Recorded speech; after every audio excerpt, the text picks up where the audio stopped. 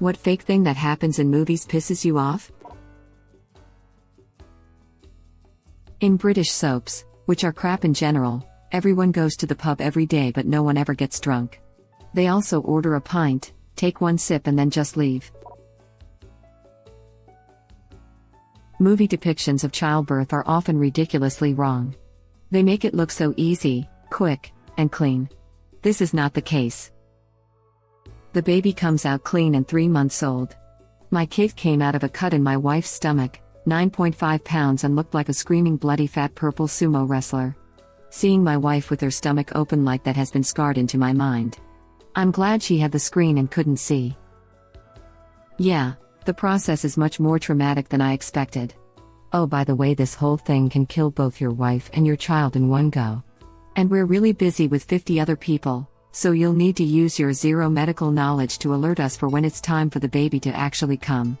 I hope you get a bunch of sleep now because you won't get much when the baby's here, teehee.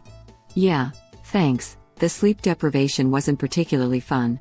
Meanwhile, over here at T+30 minutes I'm thanking God that I don't have to plan 2 funerals while also trying to chit-chat with a billion relatives that I didn't know I had all trying to see that baby.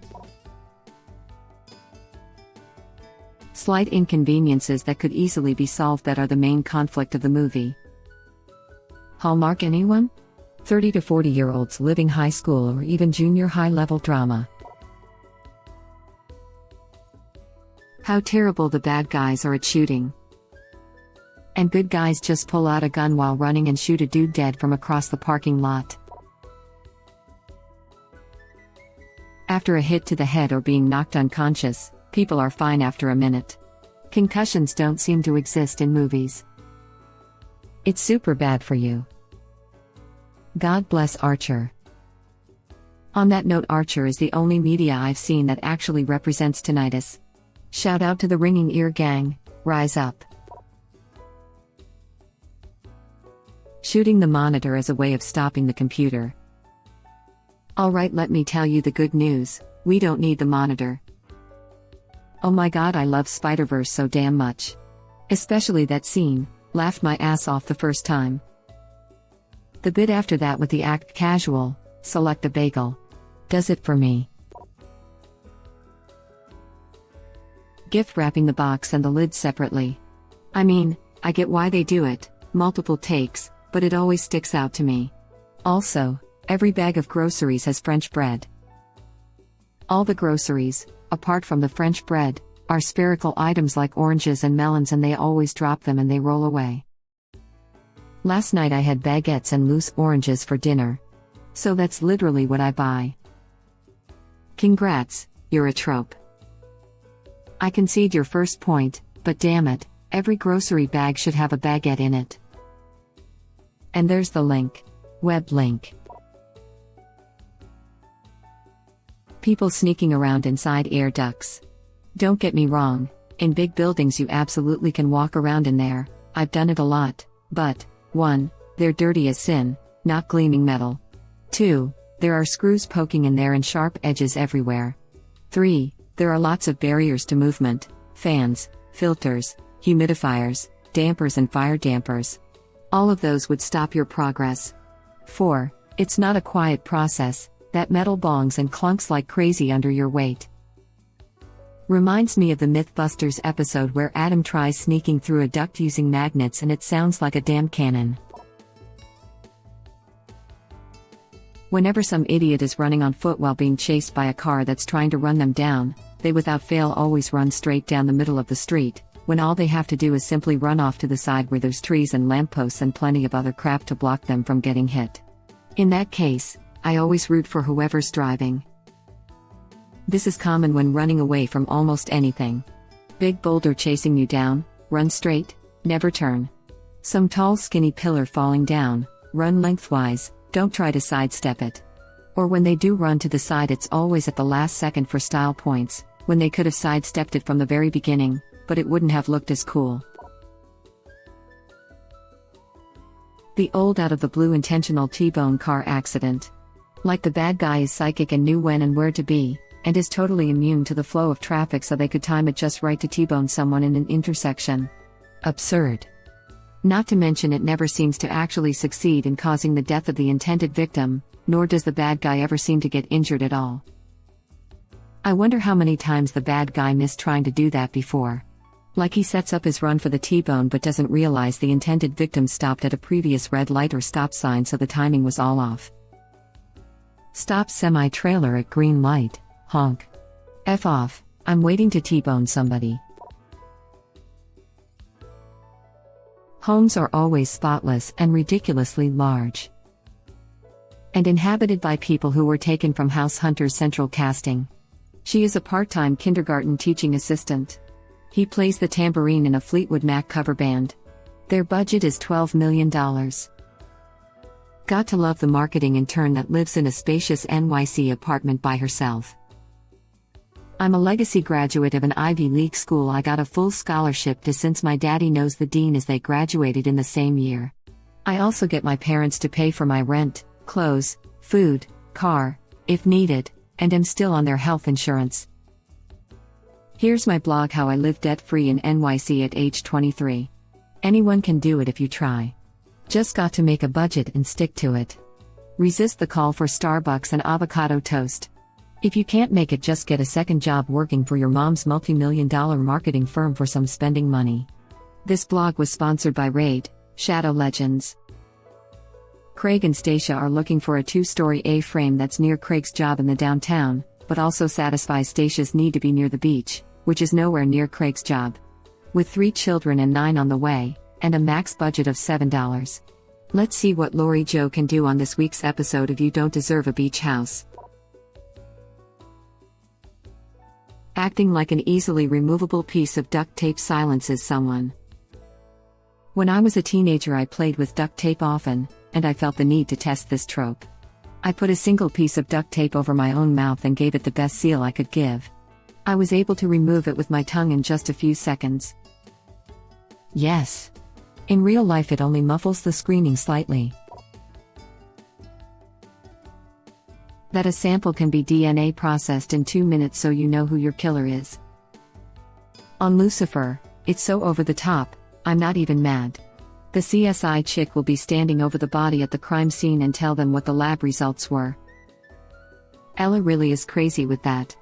Another thing I love is when they're in some kind of crisis and Ella's like, I can run it in the lab but it will take some time. And someone else is like, we don't have time. Which allows Ella to magically get DNA results in 2 minutes. There's no time. Oh, great, 'cause I was lying earlier. There's an episode of TNG where they find Scotty, Dyson Sphere episode, and he chastises Geordi on truthfully telling Picard how long something will take. No one's going to think you're a miracle worker if you tell them how long it actually takes.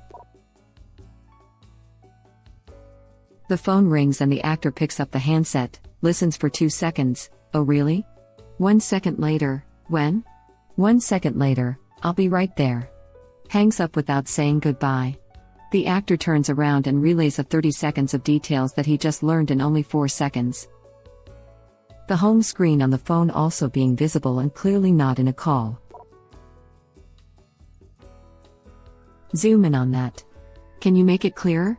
Sure, no problem. 2 MP CCTV screen grab. Enhance, enhance, enhance.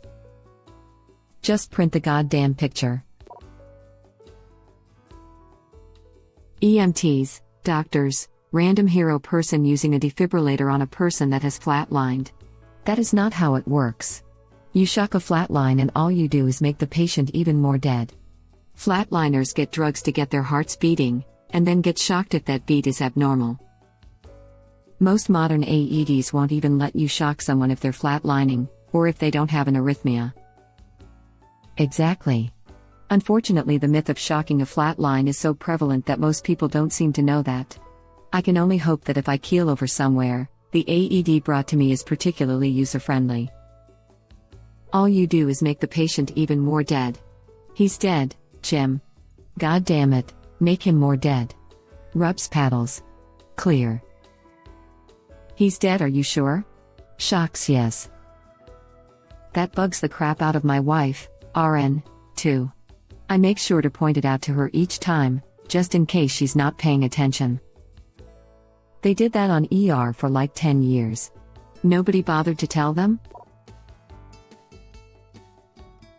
Any scene where chloroform knocks someone out in 2 seconds. I feel like Rio officially has gone too far. It takes at least 5 minutes and the dose difference between asleep and dead is really slim. You'll also likely throw up while you're out, or after you wake up, so that's nice. Romantic dramas. Some stupid miscommunication that could have been resolved with 5 minutes of conversation and a phone call turns into some feature-length bullcrap. The movie situation. Girl walks in on boyfriend hugging another girl. Girl, I can't believe you'd cheat on me. I hate you. Boy, wait, I can explain. Girl, don't bother. I hate you and never want to see you again. Cue 2 hours of cute romantic comedy hijinks. The real situation. Girl walks in on boyfriend hugging another girl. Girl, I can't believe you'd cheat on me. I hate you. Boy, this is my sister. Girl, oh, God. Sorry. Cue credits. I have shouted just say actual words to each other. At so many movies. It's not just dumb romantic dramas/comedies, it seems like idiotic and easily addressed miscommunication is a major plot driver for a lot of different kinds of movies. Setting off fire alarm, fire sprinklers. Pulling a fire alarm will not activate fire sprinklers. Setting off a single sprinkler head will not set off the entire system. Each fire sprinkler has either a glass bulb with heat-sensitive liquid or a metal fusible link. You need to essentially break the bulb/link on each individual sprinkler to allow the water to flow. The water leaving the sprinkler system will be black from the years of corrosion that occurs inside due to the stagnant water. You do not want to be around this water when it comes out. I designed these systems, I know how this crap works. If I am not wrong, you are the expert, it takes a significant amount of heat also. Ordinary temperature sprinkler heads are 155 F. These will be the most common sprinkler heads you will come across. You can tell because the bulb color will be red. You will also have a standard response bulb, 5 mm thick, and quick response bulb, 3 mm thick. When the plot necessitates the protagonist to be unconscious for several hours due to a blow to the head. Then he or she just regains consciousness, shakes their head a few times, and is back to normal. I've had several concussions from sports in my life, and only one where I lost consciousness, and that was for maybe several seconds. For that one I spent weeks fighting nausea, headaches, and vision problems. My mood was impacted for months. There's no way I could just get up and start kicking ass after being out for several hours. If you're out for several hours from a blow to the head, it's pretty unlikely you will ever wake up. Also, if someone cracks you on the head hard enough to induce unconsciousness, you're probably going to spend the next little while either seizing, throwing up, or just really tired and dizzy. You're certainly not going to leap up and chase someone along a moving train. When they give a person CPR and the person walks away unscathed. When you give proper CPR, you are essentially breaking ribs to pump the heart, and sure, it doesn't happen to everyone, but still see a doc after that, and anything medically related like EpiPens being used, then magically all normal. All of these require being looked at a doctor/emergency care directly afterward. So, I've had to use Epi for anaphylaxis and it is bonkerballs. Like, my whole body started vibrating for 2 solid minutes and I wanted to fight and cry, and I was so mad at absolutely nothing. But this student paramedic was monitoring me to make sure I didn't have a heart attack, so I felt obligated to be nice to him. I had to try really hard to keep my inside voice from moving to outside voice.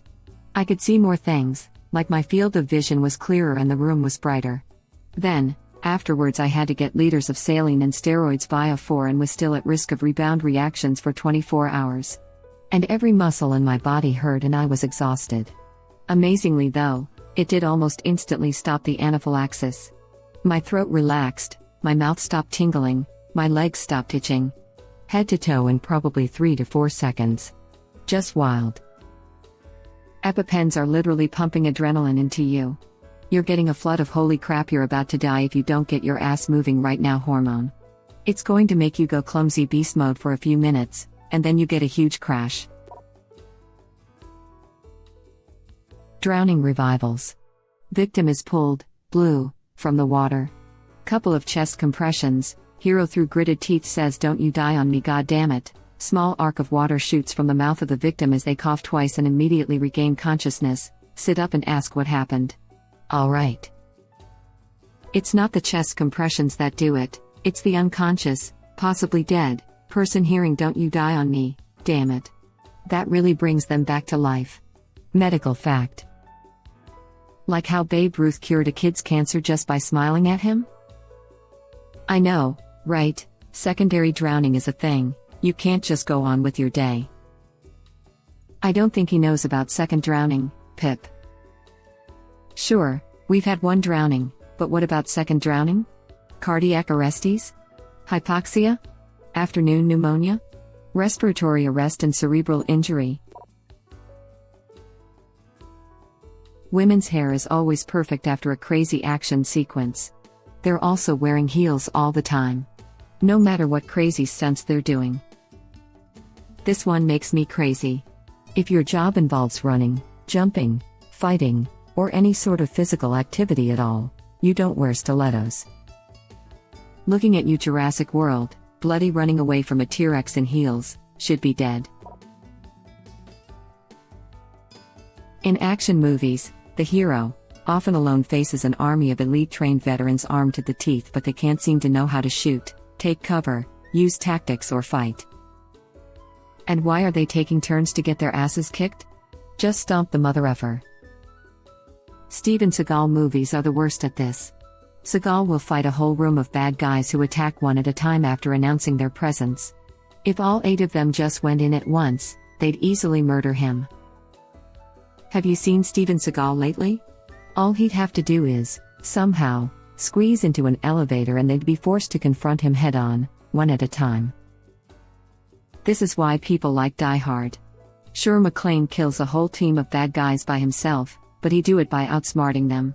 Taking them one at a time. Every time he is outnumbered, he flee, and barely make it out. And not without getting seriously hurt. And his injuries don't magically disappear. What a shame of a downward spiral of sequels that was. The first 3 were pretty smart, fun, and had good action. The 4th, while not the worst thing I've ever seen, turns John McClane into Invincible Hero Man. The 5th one is just a massive piece of crap. Edit, to all who are just now hearing about the 5th one, don't watch it, it really does suck ass. Was going to say this. Sometime between the 3rd and 4th movie, McClane must have fell in some toxic waste or something because he's got superpowers now. I love the John Wick movies, but damn, the bad guys love to jump out of cover at convenient moments. Bother me the most about the John Wick movie is when all the bad guys with guns runs up to John to get killed. You have a gun, it will be effective at a distance of more than 5 feet. Thank you for watching. Please subscribe to be the first to know about Red Rabbit Reader's new videos. If you like our videos, please like them on YouTube and share them with your friends. We welcome your comments below. Press to start another of our videos.